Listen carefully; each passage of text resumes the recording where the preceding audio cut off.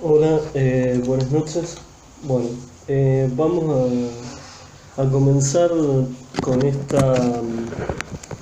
con este encuentro, este quinto y último encuentro, este, donde bueno, habíamos charlado un poco y habíamos dejado para esta instancia trabajar un poco sobre consumos problemáticos. Eh, Venimos ubicando a lo largo de estos encuentros, de estas charlas, aquello que tiene que ver con la clínica psicoanalítica, las adicciones. Eh, Dejamos en las últimas dos un trabajo sobre toxicomanía en base al planteo teórico clínico que nos hace Sylvie Purichet. Y este último encuentro eh, vamos a trabajar eh, sobre esta propuesta, este título de consumos problemáticos. El porqué de consumos problemáticos. En principio, me parece que acá, o el intento, digamos, en nombrar como consumos problemáticos, es poner de relieve, digamos, la cuestión que venimos marcando en relación a la construcción de subjetividad y la constitución psíquica, digamos, y cómo ubicamos allí el trabajo psicoanalítico, el trabajo clínico psicoanalítico.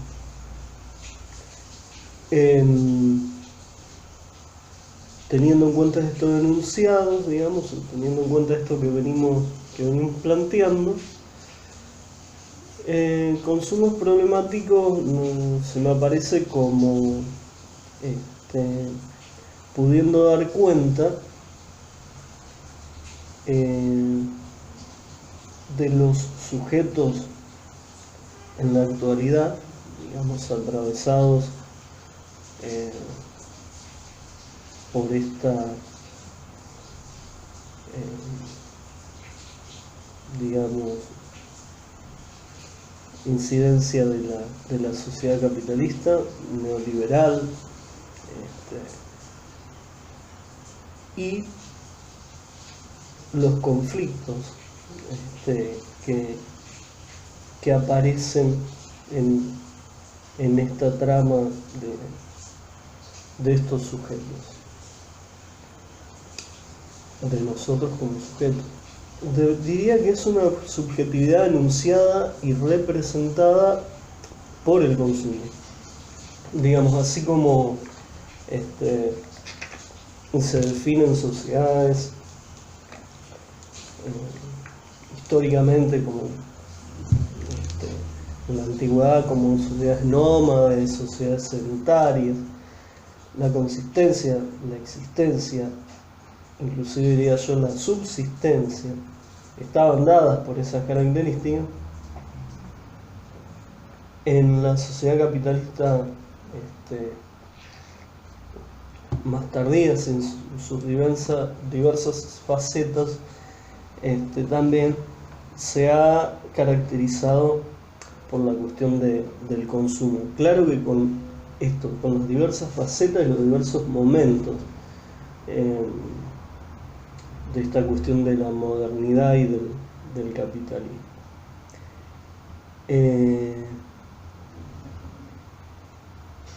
Porque también habría que ubicar, digamos, en ese sentido, dónde y cómo nace allí, digamos, el psicoanálisis. Porque me parece importante, digo, cuando pensamos y cuando les invitaba a leer el malestar en la cultura para pensar, digamos, lo que Freud nos traía en cuanto a la intoxicación. También habría que repensar a la luz de la sociedad y el neoliberalismo en la actualidad, no por perimido aquello, sino más bien porque no dejan de haber otras características, otros modos de ese consumo. Por eso los textos a los que remití, ese breve texto ese breve texto de Enrique Carpintero, y esa reseña sobre un libro que hace Jorge Aleman, el libro de la pesadilla que no acaba nunca, de Christian Labat y Pierre Darnot. En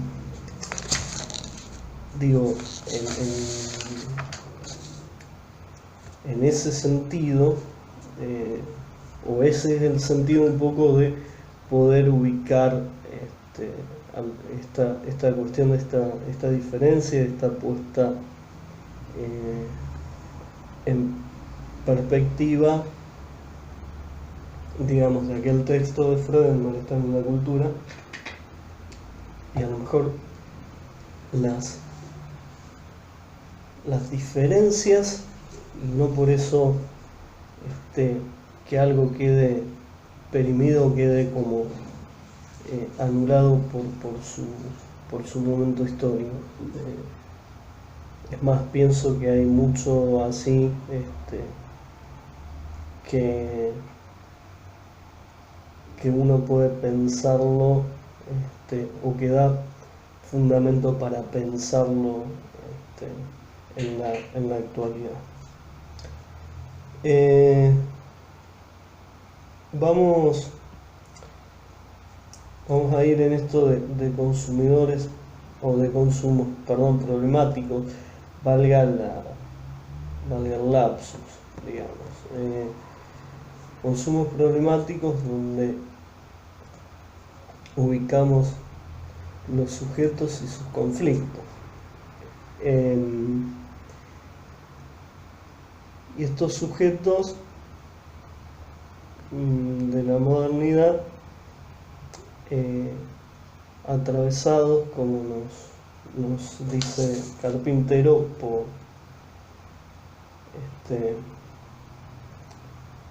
una constitución subjetiva, este cuerpo orgánico que trae Carpintero, esta corposubjetividad, en tanto el cuerpo orgánico, el erógeno, el pulsional, el social, el político, el imaginario, el simbólico, digamos, los distintos cuerpos que componen espacios en anudamientos diferentes, que dan lugar al proceso de subjetivación. Pero bueno, me estoy adelantando un poquito al desarrollo. Comencé yo estos encuentros especificando, digamos, en la clínica psicoanalítica como aquella que se define con un método solidario con su objeto de trabajo, cuyo desarrollo, digamos, tiene como escenario privilegiado a la transferencia. La transferencia que se establece con particularidad en torno a la abstinencia del analista y a la asociación libre del paciente. Esta abstinencia, que resuena tanto, y trabajamos un poco esa cuestión en la abstinencia en los términos que se usa para el usuario de sustancias, para el adicto o el toxicómano, pero que tiene que ver, como estuvimos charlando, con otra cosa que es la escucha parejamente flotante, es decir, el corrimiento de los juicios, los prejuicios y las elecciones en la escucha de parte del analista, y el corrimiento de esa demanda, digamos, o de ese pedido de cura o de salvataje muchas veces, que lleva, como habíamos estado recorriendo, digamos, a las más diversas intervenciones o a la suposición de una construcción previa, digamos, de un escenario que no hace más que reforzar ese lugar en ciertas circunstancias que el toxicómano o el usuario de sustancia plantea en una especie de duelo o de lucha entre el analista y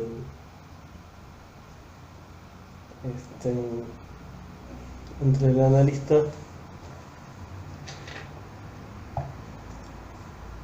y el alquimista, como lo llama, me estaba olvidando, como lo llama Sylvie Pouliot.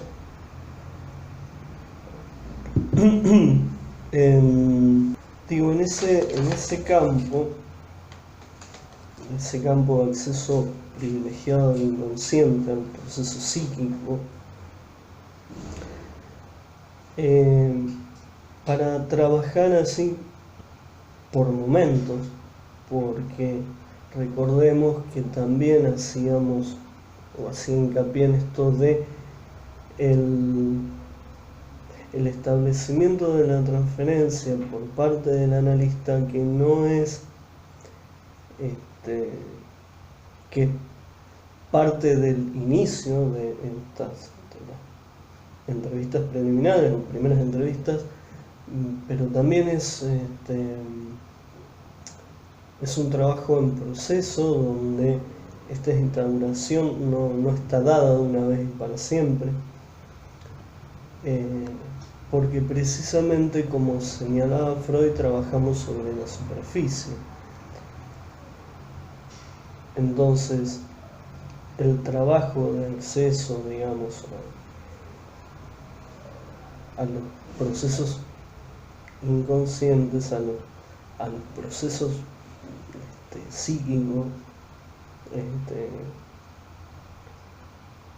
van siendo construidos, deconstruidos y construidos,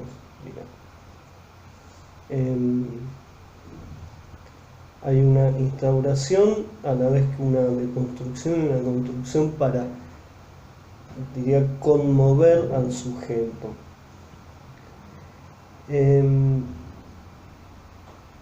esta presentación de los consumos problemáticos,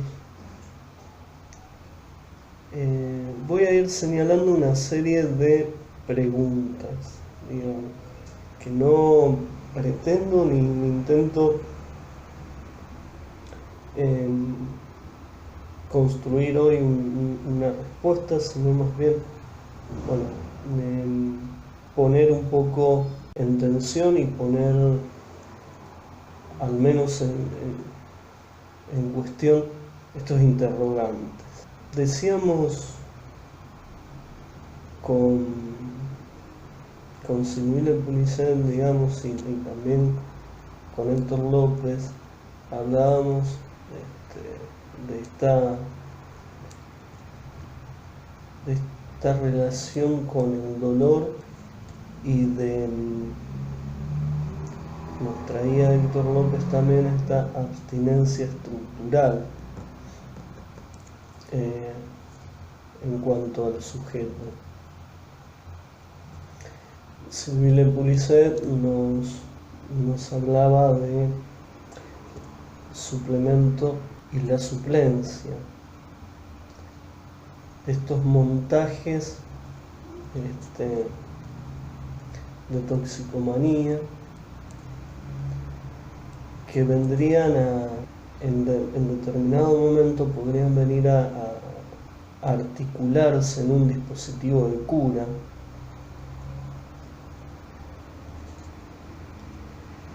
en tanto, digamos, se vean conmovidos. Me parece importante rescatar nuevamente esto, ¿no? Lo del montaje de toxicomanía, donde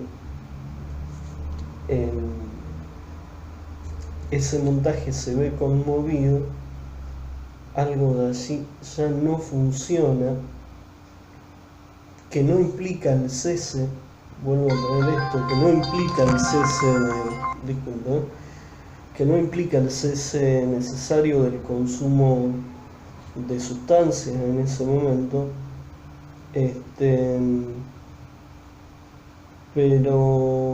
pero sí que nos pone en sobreaviso de que hay algo allí que no funciona y que da lugar a la posibilidad de articulación allí con el dispositivo de cura. Y también nos advierte, digamos, esto que yo traía anteriormente, es decir, cuál es el lugar, estar atento a cuál es el lugar que va a ocupar el analista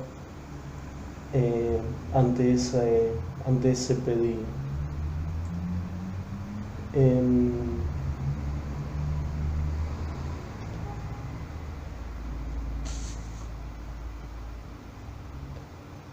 Yo quisiera traer así rápidamente que en estas operaciones psíquicas, o es ante la pregunta de cuáles son estas operaciones psíquicas, en donde nos vamos a poder ubicar el quehacer del analista, digamos, sin caer, o al menos intentando no caer en este lugar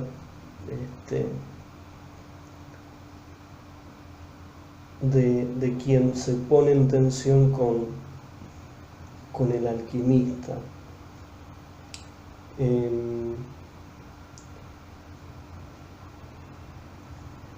Pensaba no solamente, y a esto es a lo que me gustaría arribar, digamos, que no solamente se trata en cuanto al uso de sustancias, en cuanto a la toxicomanía, digamos, sino precisamente a todo lo que acontezca o que uno pueda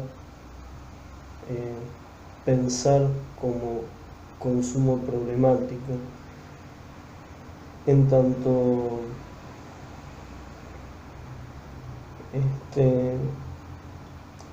podemos ubicar, digamos,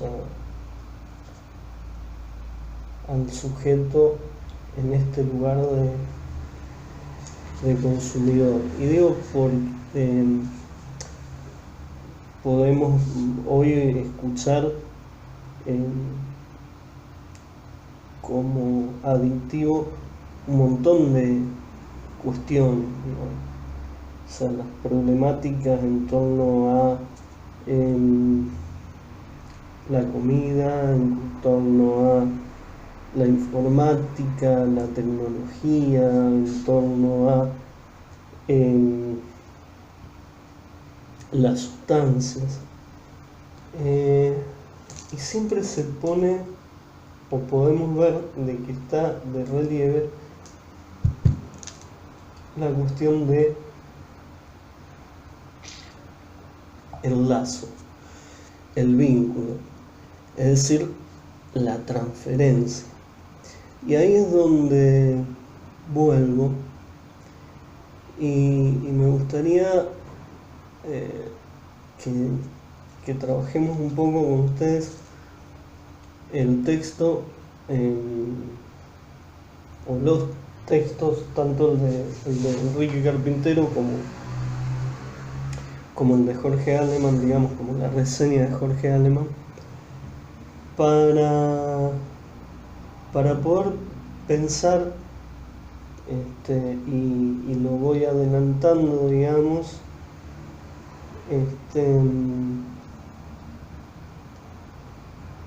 que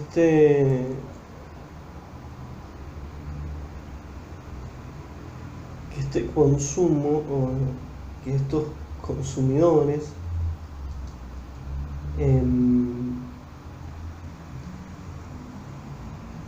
de lo que se trata es de los sujetos, de los sujetos actuales, digo,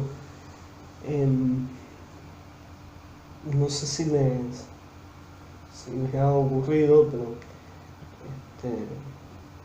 sobre todo acá en Argentina es muy común a veces, quien no está dentro del campo de la psicología o de la salud, aunque algunas veces también, digamos, lo más rápido o lo que uno escucha, que a veces le preguntan es: ¿y a vos tu cliente, o los clientes? Y no es, digamos, es común esto de no preguntar por los pacientes o por el paciente, sino por los clientes. Y esta cuestión del cliente es rápidamente emparentado al consumidor.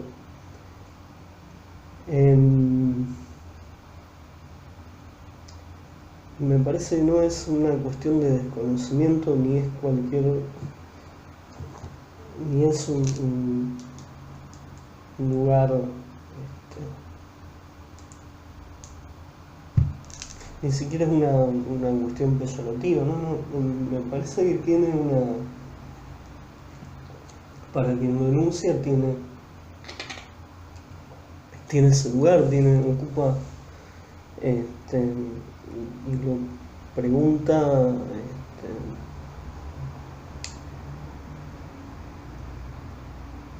realmente con convicción, digamos, de que esto es así.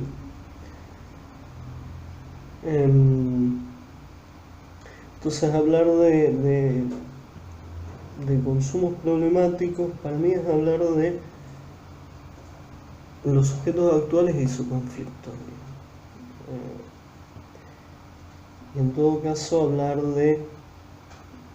poder ubicar algunas problemáticas más complejas. Esto que, como decía yo en un primero o segundo encuentro, digamos, se ubica como problemáticas actuales, y que algo de eso hay. Me parece que lo importante de despejar desde lo psicoanalítico es cómo, no digo no, es cómo encontrar el modo de posicionarse dentro del trabajo y la lógica del método sin caer en el montaje del discurso actual, del discurso capitalista, vamos a decirlo así. Después voy a tratar de desplegar un poquito más.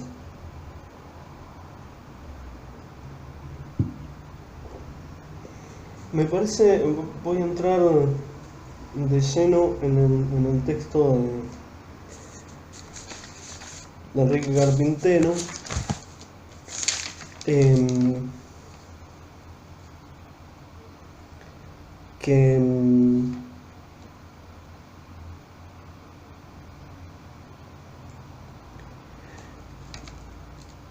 lo titula que el consumismo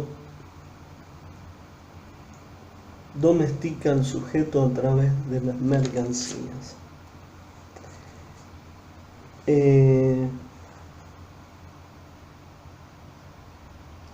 La domesticación del sujeto, digamos,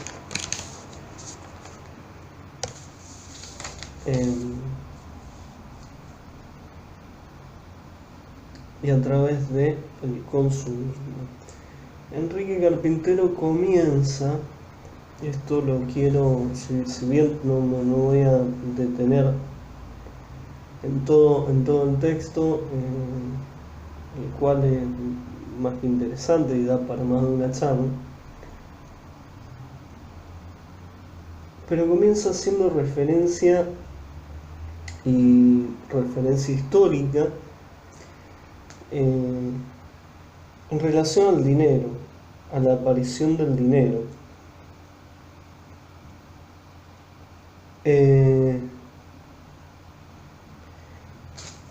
Y ubica, digamos, de que el dinero, el lugar del dinero en la sociedad, y aparece como sustituto de las ofrendas sacrificiales en un primer momento en la antigüedad. Lo leyeron, recuerdo que, digamos, viene a ocupar ese lugar de ofrenda que alguna vez fue sacrificio humano, después sacrificio animal y después aparece el dinero en ese lugar. Digo un poco esto de el lugar de ofrenda sacrificial. Después dice que en el Renacimiento, así ubicando de grosso modo 2 o 3 momentos, el dinero aparece una pasión compensadora para enfrentar pasiones destructivas y peligrosas, dice, para el ser humano. Digo,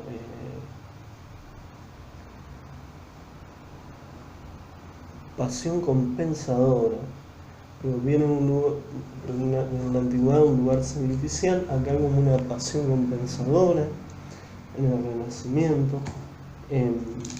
Bueno, la Iglesia católica, el diezmo y el pago, digamos,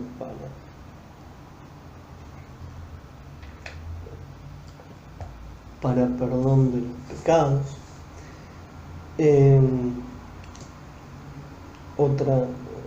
Otro detalle, digamos, en la primera casa de moneda, el templo es el lugar donde se acuñaban el dinero.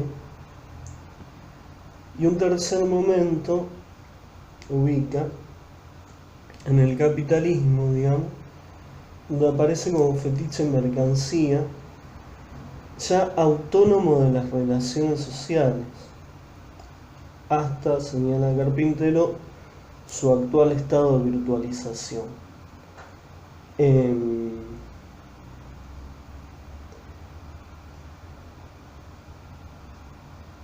Me parece interesante el recorrido, y me parece interesante los lugares,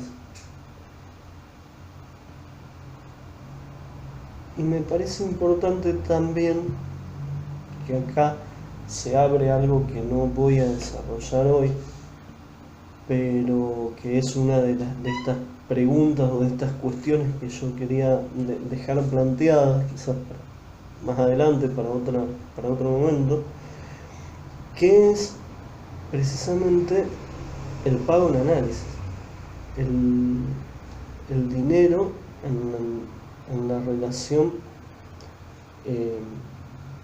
del analista con el analizante. Digo, cosa que se ha escrito también mucho, y que es el mediatizador también de la transferencia. Pero bueno, ¿cómo pensar, digamos, aquel lugar del dinero, el pago del dinero, por ejemplo, en Freud, post-freudianos, digamos, y hoy?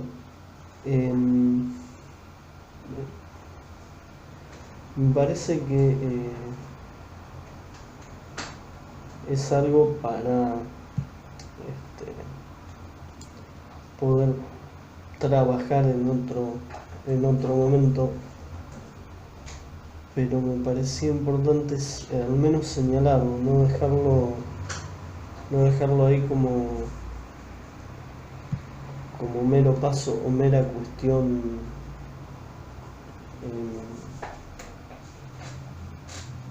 enunciativa o descriptiva. Dinero que también entra a tallar muy fuerte en esta cuestión de los consumos problemáticos.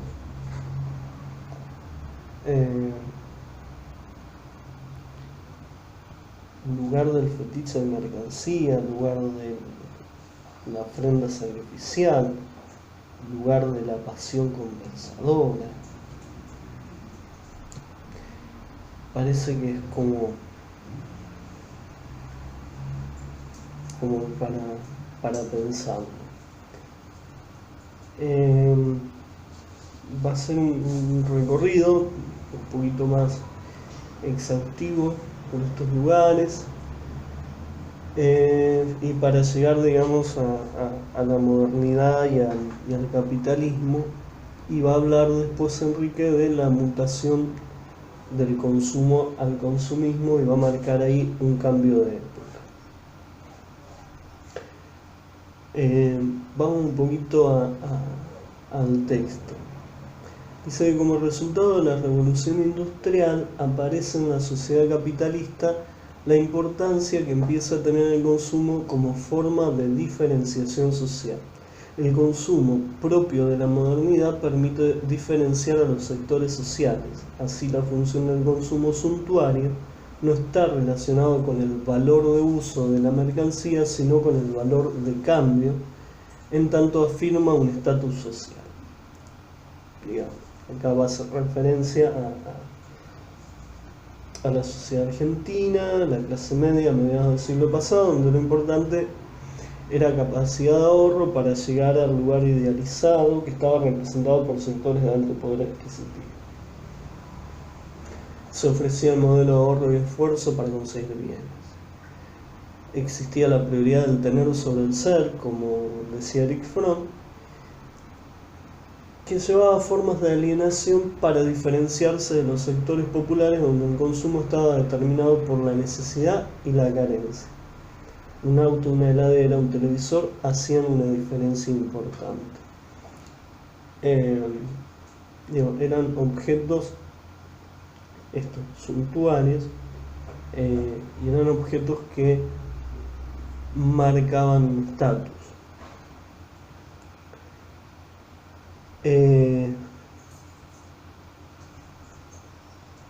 Esta situación va a cambiar, cambia en los 80 y más entrado en los 90, donde hay profundas transformaciones sociales y económicas a nivel mundial, y el consumidor adquiere la figura central en un mercado mundializado en la que desaparecen las regulaciones construidas por el llamado estado de bienestar. Bienes y servicios que estaban garantizados colectivamente a través del Estado pasaron a estar regidos por la lógica de mercado, los servicios de salud y educación, entre otros. Ese pasaje estuvo acompañado de la consolidación de la idea del ciudadano consumidor, que intentaba colocar en pie de igualdad a individuos ahora más desiguales.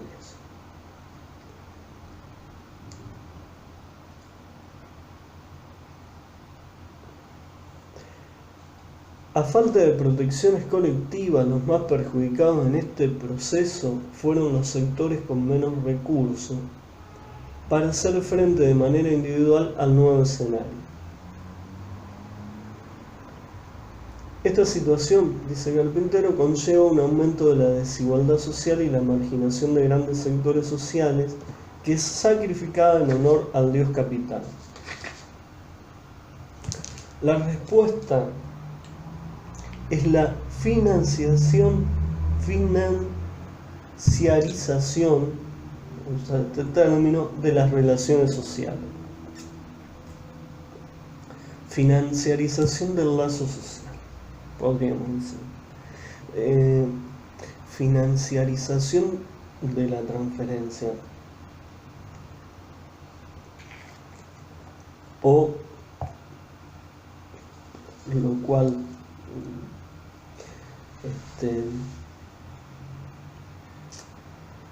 no sería lo mismo, pero sería preguntarse de qué transferencia estamos hablando. Lo importante, dice ya en ese punto, no es el ahorro hoy también, sino el crédito, es decir, se valoriza la capacidad que cada sujeto tiene para endeudarse.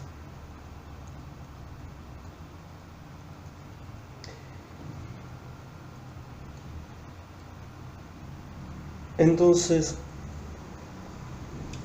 si recorremos esas diferencias, donde hay donde el dinero o el consumo tiene que ver con aquello que se adquiere mediante el ahorro, mediante el sacrificio, para hacer diferencia, digamos, en estatus a través de la adquisición de un objeto o de varios, para diferenciarse de aquellos que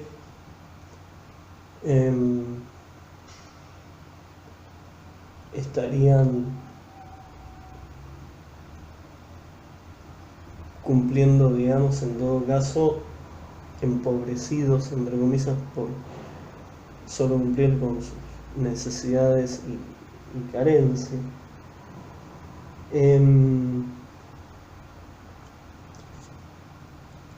Pasamos a otro momento donde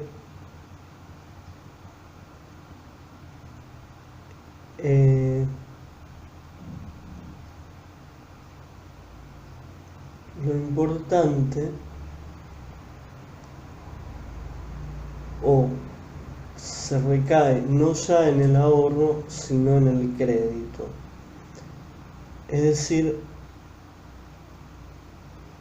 en una capacidad o en la capacidad de endeudamiento,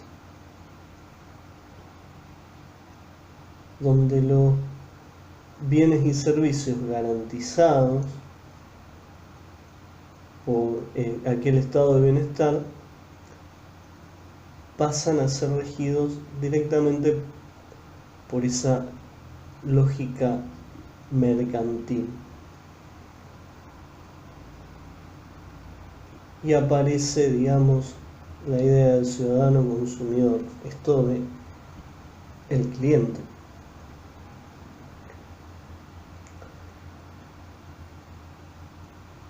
Va a decir Carpintero más adelante: si el consumo es necesario para satisfacer nuestras necesidades, el consumismo es un deseo irrefrenable de consumir que, al quedar siempre insatisfecho, activa permanentemente el circuito.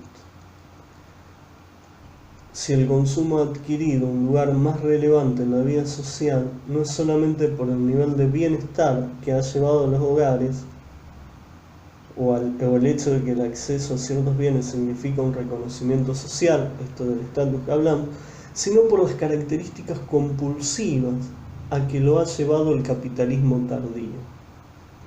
Esta mutación del consumo al consumismo tiene consecuencias en el conjunto de la sociedad que define las particularidades del proceso de corposubjetivación en el capitalismo tardío. Esto es algo que yo prefería subrayar, digamos, de lo que nos propone Carpintero.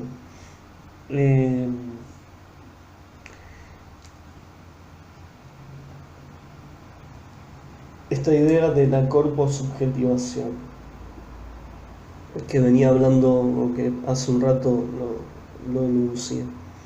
La corposubjetividad, nos dice, alude a un sujeto que constituye su subjetividad desde diferentes cuerpos: el orgánico, el erógeno, el pulsional, el social, el político, el imaginario, el simbólico. Cuerpos que a lo largo de la vida componen espacios cuyo anudamiento dan cuenta de los procesos de subjetivación. En este sentido, definimos el cuerpo como el espacio que constituye la subjetividad del sujeto. Recuerden Freud, recuerden a la cuestión del yo, recuerden esto de trabajar sobre la superficie. Por eso el cuerpo, como metáfora de la subjetividad, se dejará aprehender al transformar el espacio real en una extensión del espacio psíquico. Desde aquí hablamos de corposubjetividad, donde se establece el anudamiento de tres espacios: psíquico, orgánico y cultural. Esto también me parece fundamental, que tienen leyes específicas al constituirse en aparatos productores de subjetividad. El aparato psíquico, con las leyes del proceso primario y secundario. Obviamente acá está la constitución psíquica de la que hablábamos junto con lo que nos dejaba Silvia Bleisman. El aparato orgánico, con las leyes de la físico-química y la anatomofisiología, y el aparato cultural, con las leyes económicas, políticas y sociales. De esta manera entendemos que toda producción de subjetividad es corporal en el interior de una determinada organización histórico-social. Es decir, toda subjetividad da cuenta de la singularidad de un sujeto en el interior de un sistema de relaciones de producción. En este sentido, dice, la corposubjetividad da cuenta de la cultura y de la singularidad del sujeto. Por eso la cultura hegemónica actual produce los procesos de subjetivación y a su vez constituye la singularidad a partir de una subjetividad incorporada, donde la actualidad del capitalismo tardío trajo como consecuencia la precarización de la vida social y el aumento de la desigualdad hasta límites inéditos. Dice que la incertidumbre que se genera dentro de este orden, digamos,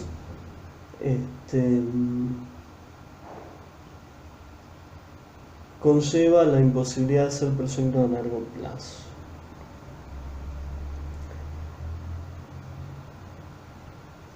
Y que el deseo basado en la comparación, la envidia y las supuestas necesidades que permitían los procesos de subjetivación en otra época del capitalismo no alcanzan para vender mercancías.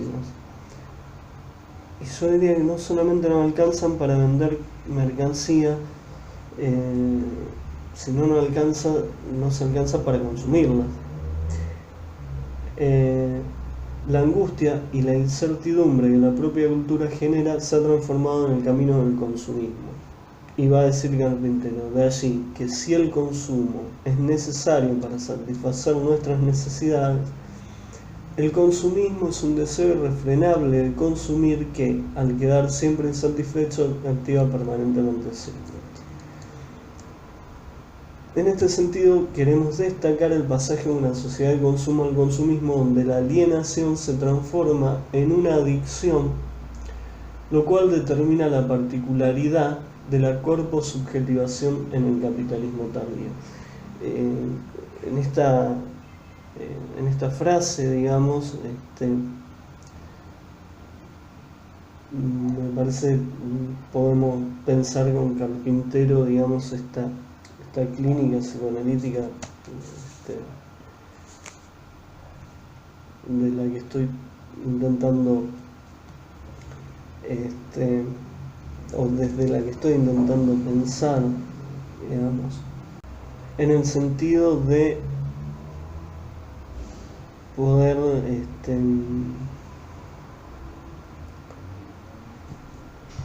construir, digamos, aquellos señalamientos necesarios para estas situaciones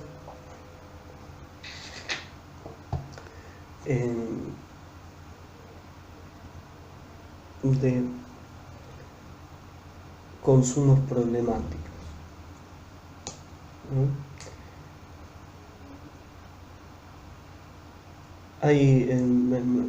Me parece interesante tomar esto. En este pasaje nos dice del consumo al consumismo, la alienación. Recordemos un poco, digamos, esta cuestión de desde dónde trabajar, digamos, en una clínica, se transforma en una adicción. En esta cuestión de compulsiva, como veíamos con Héctor López, en esta cuestión de montaje, como nos señala Sylvie Le Pulse, y es con esto y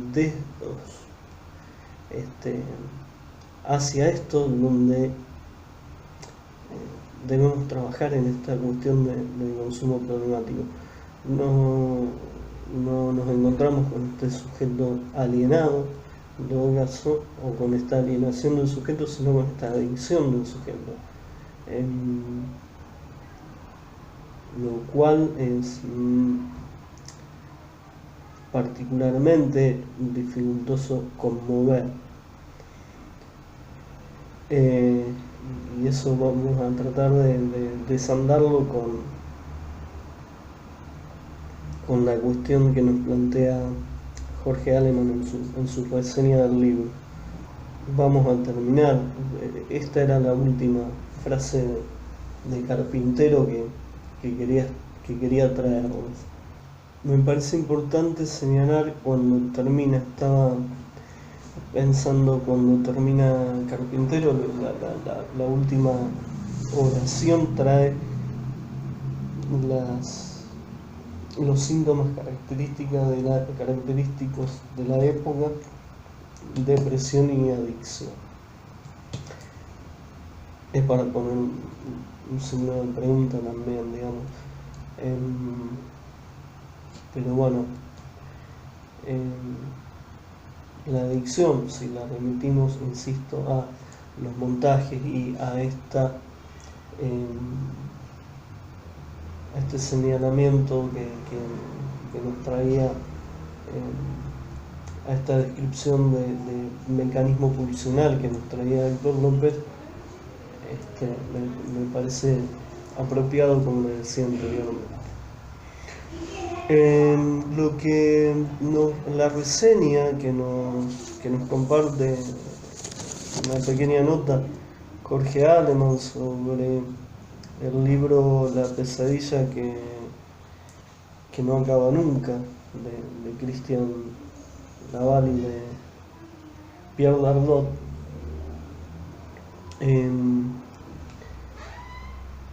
La nota la titula ¿Qué es la subjetivación neoliberal?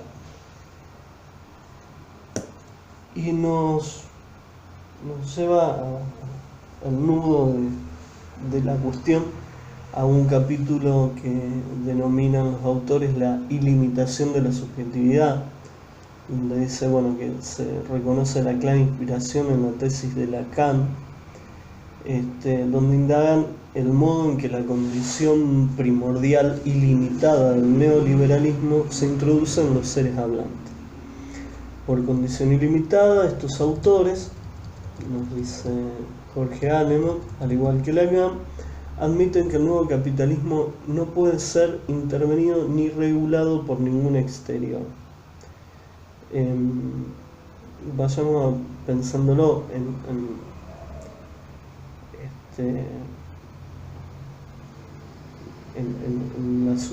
los sujetos, en los consumidores. Su potencia conectora, abarcadora, interventora en la propia conformación de los lazos sociales es imposible de limitar. Esto que nos señalaba Carpintero, digamos, este lugar que ocupa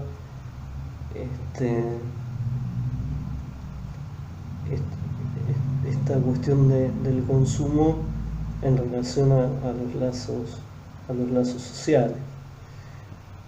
¿En qué afecta esto a los sujetos? ¿Cómo interviene esta potencia ilimitada en la propia constitución de los sujetos? Paso a pregunta. En primer lugar, los autores insisten que el neoliberalismo ha sabido construir un imaginario al que no se le ha podido contraponer un mundo alternativo por parte de la izquierda. Quiero ir un poquito más allá después. Dice que en el neoliberalismo los sujetos no solo venden su fuerza de trabajo bajo la forma de mercancía, también existe algo que compromete al propio ser con un capital humano y un espíritu empresarial que lleva a la existencia misma a comportarse como una empresa. Me parece esto es fundamental. Pensaba en esto de el lugar del dinero, de la mercancía, el lugar, la conversión del lugar del ahorro en el lugar del crédito,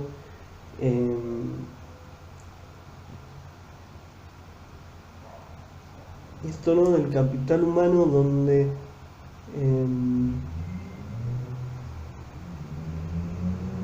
se convierte en un capital financiero en sí mismo, el sujeto.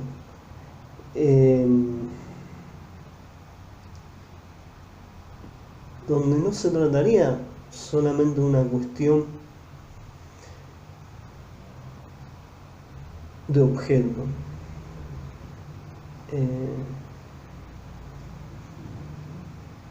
Sería algo distinto, sería esa cuestión del valor, eso que tanto se pone de auge y que también lo nombran, digamos, en esta cosa de los coaching y que tanto efecto y tanta eficacia y tanta difusión tiene en la actualidad, ¿no? Esto de asistir a eventos, a cursos de coaching, no empresariales, sino ya coaching personales para llegar a obtener cierta valoración, pero en el sentido comercial, financiero, en el sentido de eficacia, de valoración desde ahí, digamos,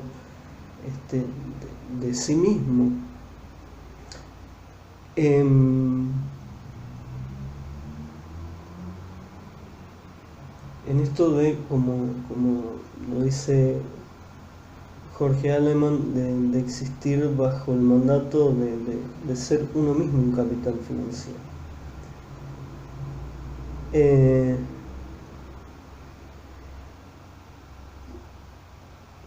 y nos señala Aleman que en efecto, antes quería decir que el libro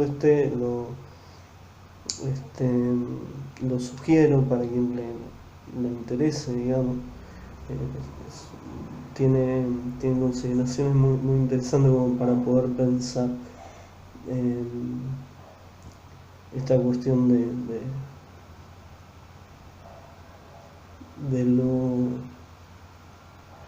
de la subjetivación y del neoliberalismo.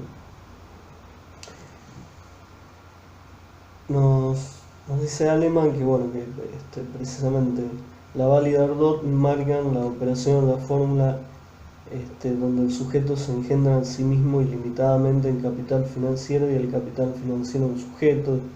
Esta cuestión del discurso capitalista tan circular. En este aspecto, señalemos que este discurso ilimitado se van borrando en este discurso, digamos, progresivamente los legados simbólicos, la alteridad y la imposibilidad que la determina hasta volverse la vida expresión de un presente absoluto. Esta cuestión que Carpintero nos dice, ¿no? Del borramiento de la posibilidad de un proyecto a largo plazo, donde queda únicamente la angustia y la incertidumbre que lleva a la compulsión, al consumismo, digamos.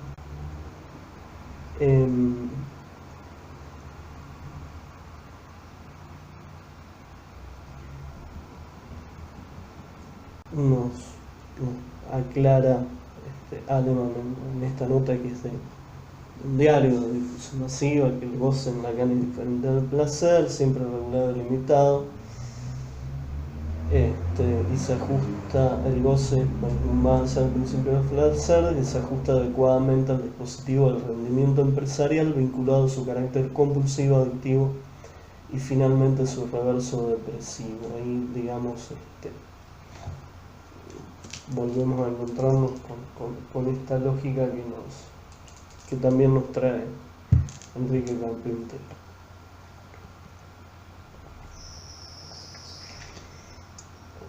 Va a ser una digresión en relación a los autores. Jorge Aleman, que me parece importante traerla también.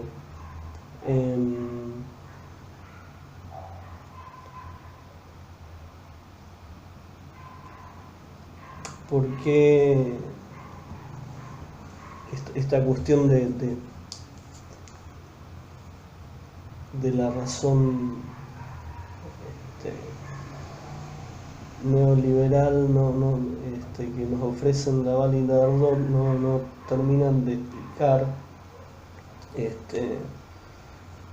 porque esto resulta tan irresistible y atractiva para los sujetos.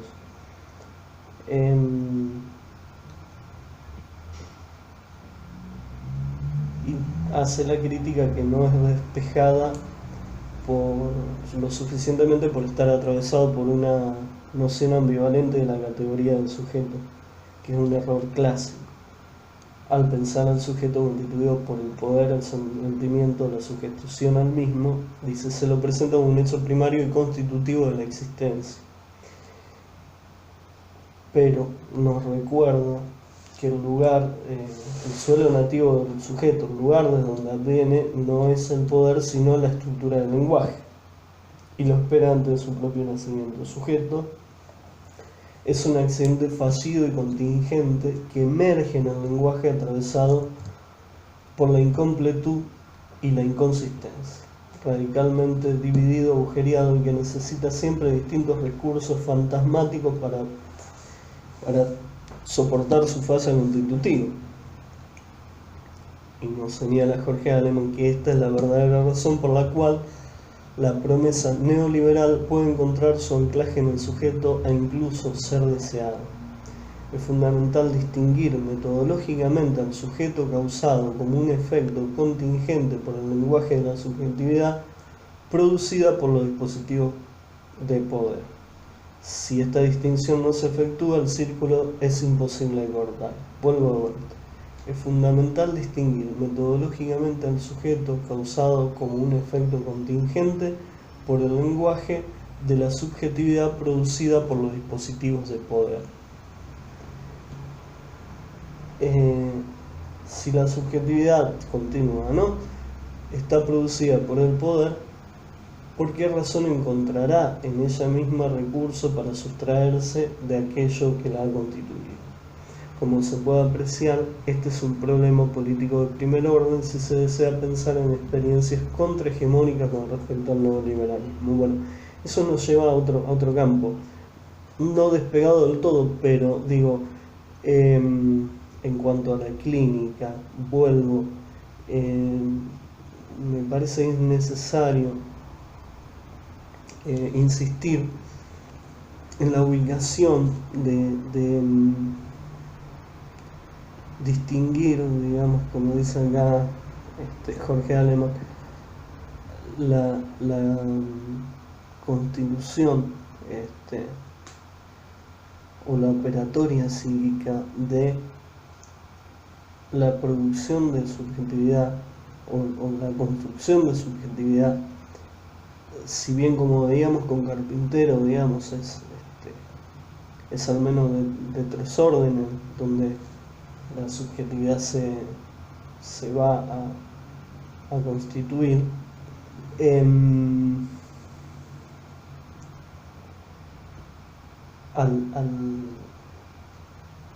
a lo que nos convoca, digamos, me parece que sostenernos en el hacer analítico va a ser a cuenta, en el hacer analítico, como descentramiento, como un modo inaugural y de alguna manera, digamos, como modo de conmover al sujeto, va a ser a cuenta de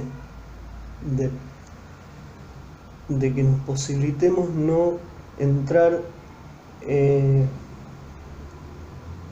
o no siempre, entrar en el montaje que supone este discurso capitalista con toda la eficacia y con toda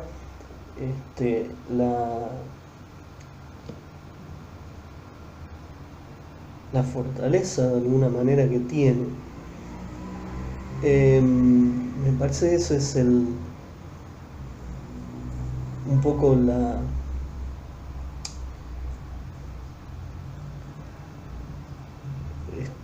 es nuestra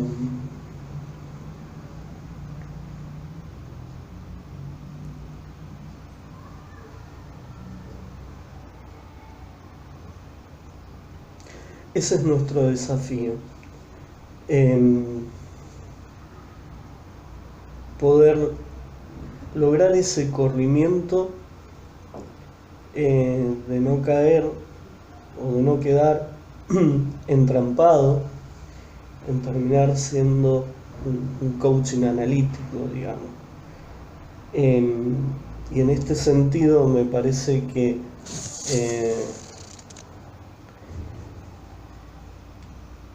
es necesario que nos pongamos o tengamos como objetivo restablecer en cada situación clínica la pregunta por la operatoria psíquica que en ese sujeto particular se representa en el campo transferencial. Y el campo transferencial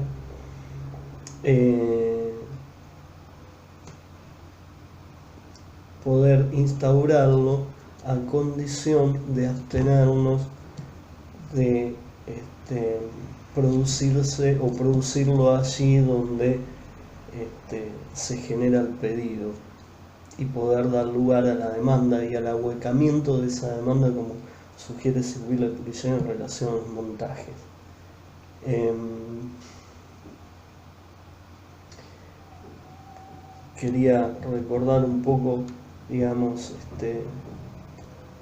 la eficacia esta digo, con qué nos encontramos, este, con la, si bien no hay un discurso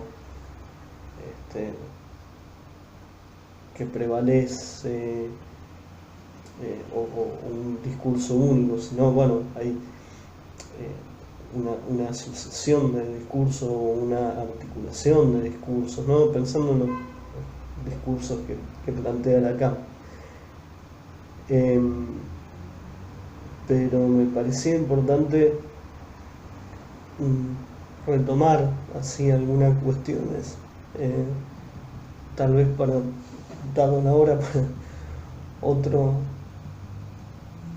encuentros más adelante, con esto de los discursos en relación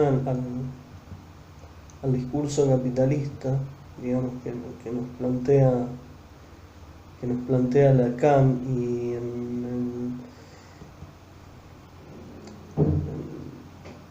en la conferencia de Milán del 72, creo que es,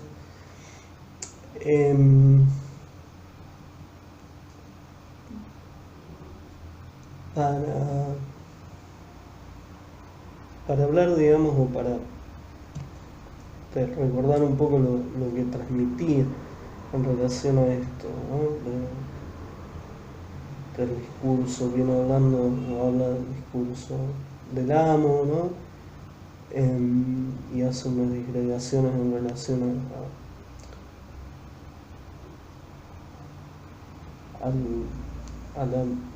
al discurso analítico. Iba a decir la crisis no del discurso del amo, la del discurso capitalista, que es el que lo sustituye, está abierta. Y creo estas palabras, ¿no? Estas cuestiones. No les digo en absoluto que el discurso capitalista sea débil, tonto, al contrario. Es algo locamente astuto, ¿verdad? Muy astuto. Digo, me parece más que interesante, aparte por los desarrollos posteriores, ¿no? Pero locamente astuto, es muy astuto, pero destinado a reventar. En fin, es el discurso más astuto que se haya jamás tenido. Dice Lacan que es insostenible. El tema es hacia dónde o hasta cuándo, digamos. Y habla de la inversión que hace, de la pequeña inversión en relación al discurso amo entre el sujeto y el significante amo. Y dice, es suficiente esa pequeña inversión para que eso marche sobre ruedas. Eso no podría correr mejor, pero justamente eso marcha así, velozmente a su consumación. Eso se consume hasta su consunción.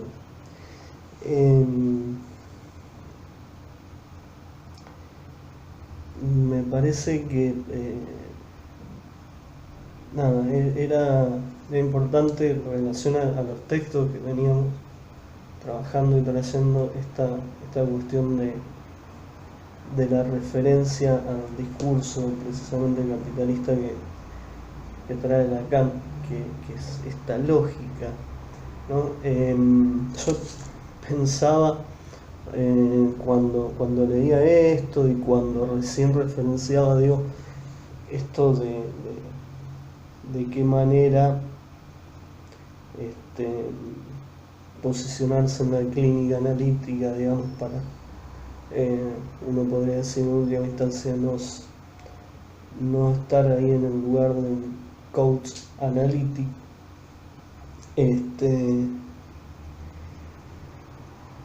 y que esto no es, insisto, no es sin trabajo, no es sin proceso, no es sin transferencia, no,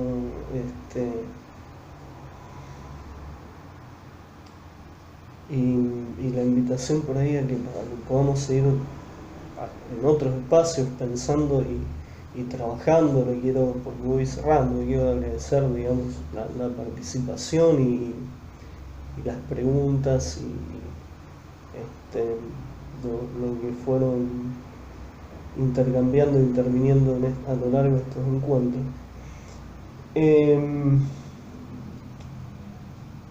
Pues decía, la eficacia y esto que Lacan declara, nos enuncia como lo astuto del discurso capitalista en estas cuestiones de consumo y también, por qué no, de consumismo, como es la serie que podemos acceder ahora por Netflix. Black Mirror, no sé si hay seguidores, ¿no?, de la primera temporada. No soy un asiduo tampoco, no soy consumista, soy consumidor por ahora, por lo menos. La primera temporada, la segunda, el segundo capítulo, me parece que si lo vieron sabrán de qué hablo. Si no, mírenlo, digamos. Es un poco ejemplificador de esto, ¿no? De cómo el discurso capitalista es un discurso astuto, de cómo va tomando y consumiendo incluso aquellos lugares o aquellos discursos que parecerían en algún punto contrahegemónicos. Y en ese punto es donde me parece que es necesario sistemáticamente que nos planteemos y replanteemos el hacer analítico, en tanto lo que por lo menos yo pienso representa el trabajo analítico en relación a los discursos y a los síntomas y a los malestares y a los conflictos de las épocas. Bueno, vuelvo a agradecer, espero encontrarlos próximamente, como decía antes, en otros espacios de trabajo, y bueno, queda abierta por ahí el canal de comunicación vía intervalos, y por qué no en el Skype o en el mail, para aquellos que quieran intercambiar. Esto queda subido para quienes han participado en YouTube también, en el canal de YouTube. Y bueno, muchas gracias y nos seguimos esperando.